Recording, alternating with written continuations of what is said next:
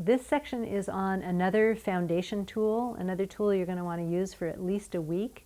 Explore it, try it out, see what effect it has, try it under different circumstances to see if it can also be a connection knitting tool between you and your child. This one we call play listening, and what it does is harnesses the power of laughter to help children feel very hopeful, very closely connected. And it also is a tool that really lets us feel like we are wonderful parents. It's like there's nothing like getting your child to laugh full out, to encourage a parent's heart and make them feel like, oh, this is why I became a mom, or this is what I wanted out of being a dad. You use play listening to build the sense of connection between you and your child. You use play listening to release the lighter side of fear. Laughter releases embarrassment, and it releases some of the lighter fears that children carry. And even very, very young children love to laugh, and it's very good for them. It's really good for the mind and good for the soul. So in play listening, one of the key ways that you can set up laughter so that your child can benefit from this, nice connecting activity and the tension release that laughter brings, is to play the less powerful role. And so that means that if you have a very young baby, you play peekaboo, and you put the diaper over your face, and then you pull the diaper off, and your child laughs and laughs and laughs. This is a game about, it's a little scary when you go away, but when you come back, I can laugh with relief. And so you put all kinds of funny faces on, and then you put the diaper over your baby's face, and then when you pull it off, you go, and you pretend a scared face, and your baby will laugh and laugh and laugh, because they're not the scared one, you are. They're not the surprised one, you are. They're not the one who had, different expectation of what would happen, you are. And babies find themselves in this place over and over and over again, that they don't understand what's going on, they didn't expect what was going on, and it's a little scary when you go away, and they don't know if you're coming back. And so peekaboo, for instance, is one of the things that lets babies laugh and release some of the fear around separation very, very early in their lives. And you can play peekaboo with a baby to great laughter for a long period of time, because there is a fair amount of tension around separation for very young babies. There are other games you can play that aren't so much about you being the slower one, the one who doesn't know what's going on, the one who can't quite catch them if you're trying to get a hug, and those are all good ways of helping children laugh, is for them to be the powerful one, and for you to be the one who's trying hard to catch up but unable to do so. The more you can clown it up, the funnier it is. But there are also just little games around affection, little games where your child is here and you just go, oh, what a beautiful tummy you have. Oh, I want to dive in. Here I come, here I come, here I come, here I come, here I come. And you set up an expectation of, when is mommy going to bury her head in my belly?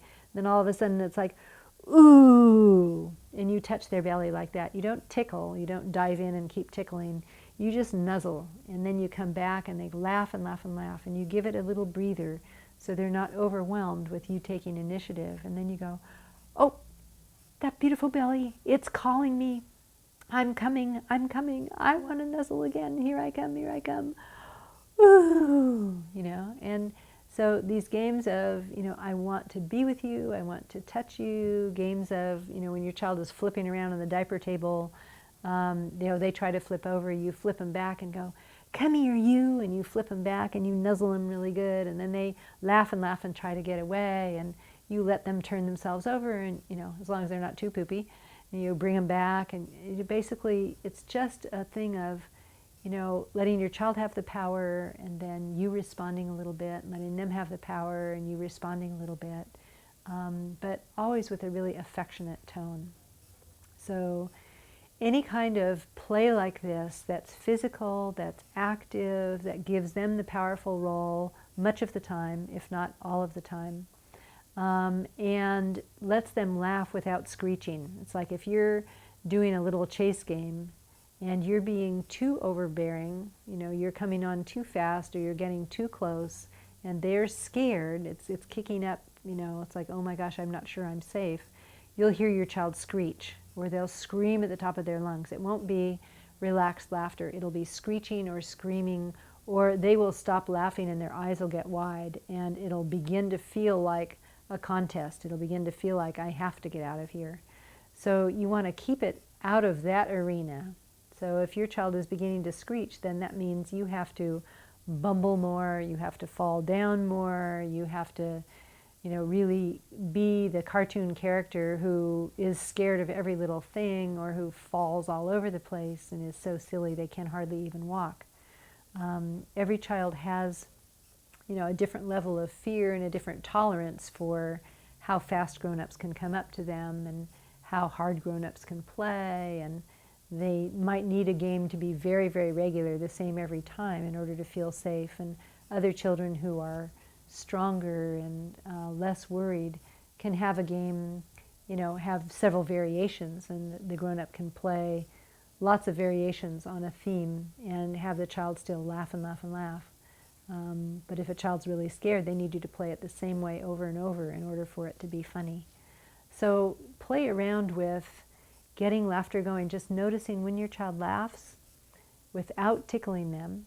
We have a little article on why not tickle my child, and you might want to look that up if you've established tickling as the way we get laughter going in our family. I would like to strongly suggest that you look at that article and think about the many other ways that laughter can be promoted by you taking the less powerful role instead of you know, digging in and trying to force laughter. Because the laughter that comes out of tickling is laughter, but in general, it's forced. It doesn't release tension. It sort of allows a child to keep from getting too scared while you do things to their body that they may have asked for, but that they're not in charge of. You want to be pretty careful around that. So try play listening. We have a video that we're attaching into this course that you can take a look at, of a dad and his daughter. And he starts out doing special time, and slowly but surely it turns into more and more laughter, more and more play listening, where he's following her lead and she's setting up ways that she can laugh, and ways that she can challenge herself, and ways that she can tell him what she wants to have done, that let her offload more and more fear, and she becomes more and more confident. It's really pretty to see how in the period of a short period of time, how careful she is in the beginning and how wildly she's able to play at the end, because the laughter is relieving fear and building her confidence. So there's an example of special time leading into play listening and involving play listening that you can watch. And there's a nice little stay listening incident there too, where you can see how carefully he listens when she bumps herself and needs to cry, how non-upset he is, how non-worried about her safety she is. She just has a little bump. And how much attention he pays. And because she's a child who's been listened to, whose crying has been listened to since she was quite young, she is able to recover quickly and then get back to play with much more confidence than she had before she bumped herself. So take a look at that. You'll get a taste for special time. You'll get a taste for play listening, and begin doing this with your child. It will build the confidence that your child needs to tackle the fears that keep him or her from sleeping well. Adentro, yo te digo como atrás, ¿ok? ¿Cómo es para atrás? No, aquí para adelante. ¿Sí? Una. ¿Ya? Ya. Ahí voy. ¿Ya? ¿Ya? Sí. Ok, ahora te digo para atrás. ¿Puedes ir para atrás? Yo te voy a decir.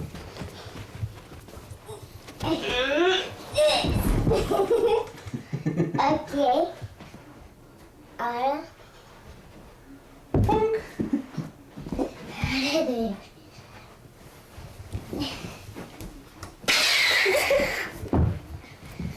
Ahora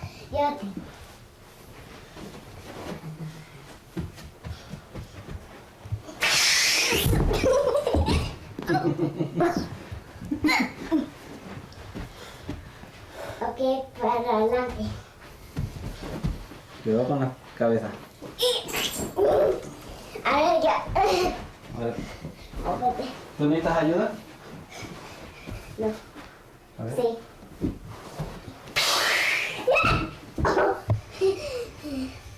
Ok.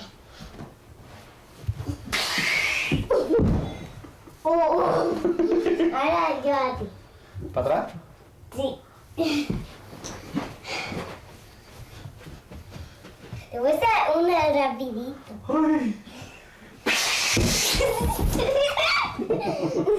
Algo rapidito. A ver, para adelante. As a parent continues to follow the child's lead, a child begins to feel safer and safer to show what she wants to try or what she wants to do with this special play listening time. Often, children will use that safety to direct the play toward areas in which they don't feel entirely confident. They direct it toward issues in which they have been hurt or in which hard things have happened, or in which they really want to gain some feeling of power. You may or may not recognize the issues that your child brings up as you play listen with your child, and that's okay. You don't have to know why your child chooses certain kinds of play. It's just enough to see what makes your child laugh and to help keep that laughter rolling while leaving your child in charge of the play. If your child chooses to laugh about any particular topic, it's an important one, and your child is releasing important tensions, although you may not know exactly where those tensions come from. In her play listening time with Martin, Joali seems to have decided to take on physical challenge as the area that she wants to explore. She laughs as she survives each physical challenge that she sets up, and she sets up challenges over and over again. Martin is listening very, very well, in that he doesn't push her, he doesn't overdo. He lets Joali stay in charge. She's overcoming her physical timidity at her own pace, in her own way. Las manos. Dile dos. Una, dos, tres. Ahora algo más. ¿Qué?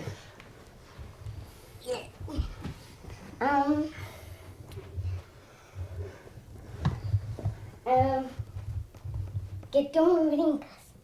¿Cómo? Así como tú sientes. Así. A ver. Ok, tú sientes, ¿ya? Ok. ¿Ya? Una, Dos. dos, tres.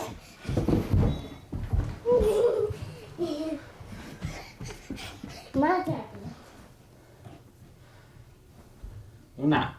Dos, tres. Más lejos, papá. Vete más lejos. Aquí. Una. Dos, tres. Tres.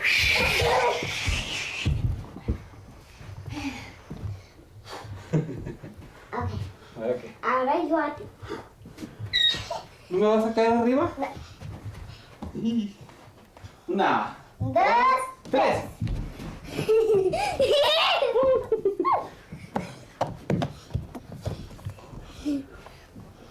Ok, papá. Una, dos, dos, tres. tres.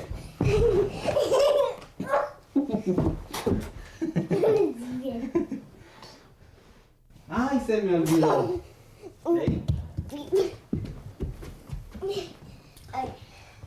Una, dos, tres.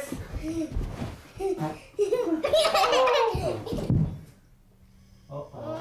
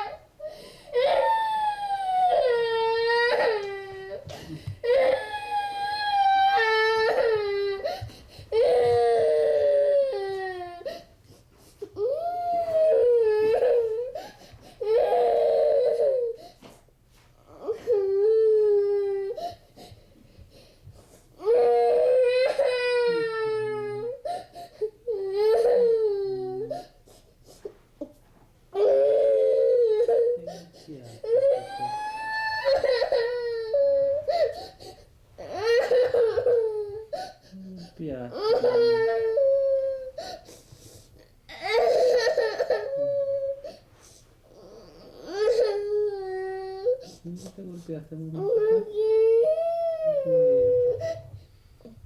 ¿Te duele? ¿Dónde te duele más tarde? ¿Por aquí?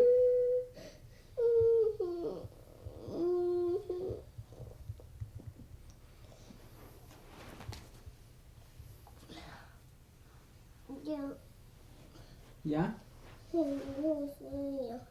¿Ahora qué vamos a hacer? ¿Yo? Pero yo no me quiero caer. ¿Tú te vas a caer? A ver. ¡Tarán! A la 1, a las 2 y a las 3.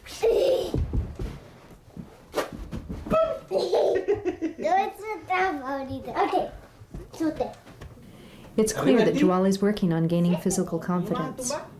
After her cry, she's asking for play in which she has even less control. Martin will still stop the moment she asks him to.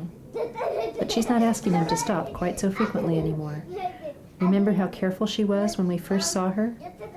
She's loving this wilder play, having laughed her way towards longer and longer spells when she doesn't direct the play so carefully.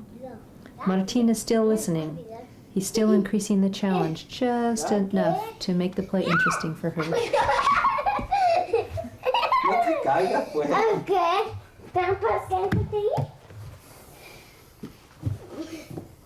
Trampasote. Good. Padre, padre. Padre, mis patas. Okay, ahora con mis patas.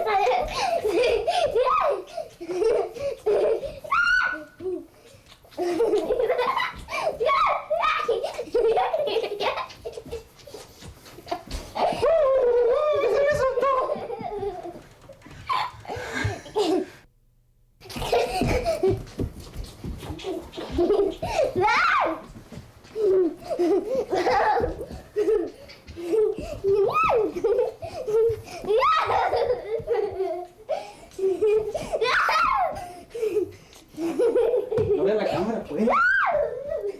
No tienes que ver la cámara, tú para ti. Okay.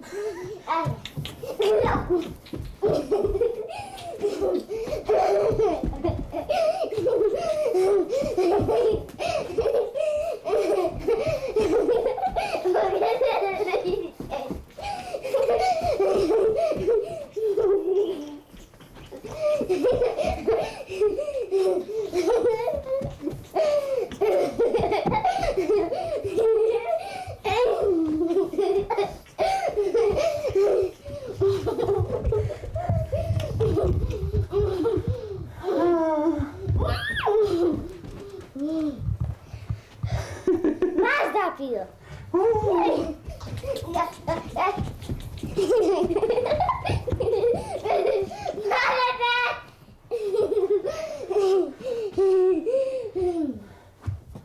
Corre rápido. Más rápido.